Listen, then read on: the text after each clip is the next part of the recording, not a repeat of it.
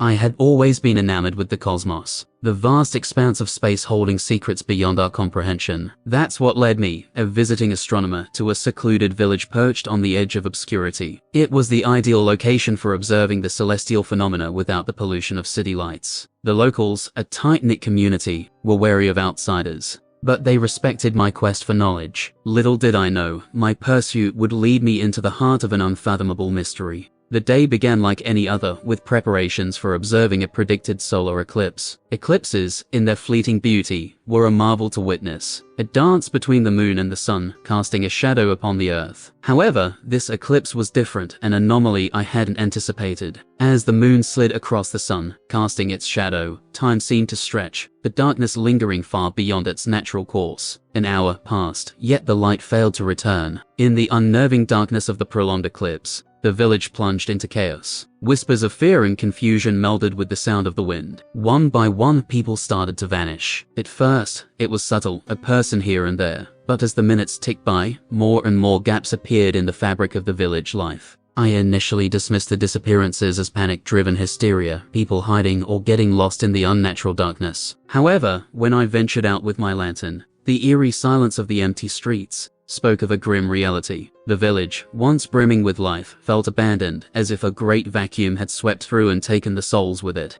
Determined to uncover the truth, I returned to my observatory post. The equipment, untouched by the chaos, still pointed towards the heavens. As I peered through the telescope, I expected to find celestial bodies in their dance. Instead, a chilling sight met my eyes. The eclipse served as a window, a tear in the fabric of our dimension, revealing a swirling vortex of shadows and light on the other side. Armed with the knowledge of this otherworldly phenomenon, I scoured the village for any signs of the missing residents or clues to their whereabouts. In a deserted home, I found ancient texts, hidden away, speaking of a forgotten hour when the boundaries between worlds grow thin. The texts hinted at a ritual, a means to close the breach. But it was cryptic, the crucial elements lost to time. Time was of the essence. With each passing minute, the window widened, its pull growing stronger. I felt it beckoning, a whisper in the mind, urging me to step through. Resisting its call, I gathered the remnants of the village, those few who remained, hidden away, paralyzed by fear. Together, we pieced together the ritual from fragments of lore scattered throughout the village, a desperate bid to mend the tear. As we commenced the ritual, the air grew thick, charged with an electric anticipation. The shadows cast by the lanterns twisted and writhed as if alive, mirroring the turmoil in the sky. The ground beneath our feet trembled, and the wind howled, a symphony of the world resisting the unnatural forces at play.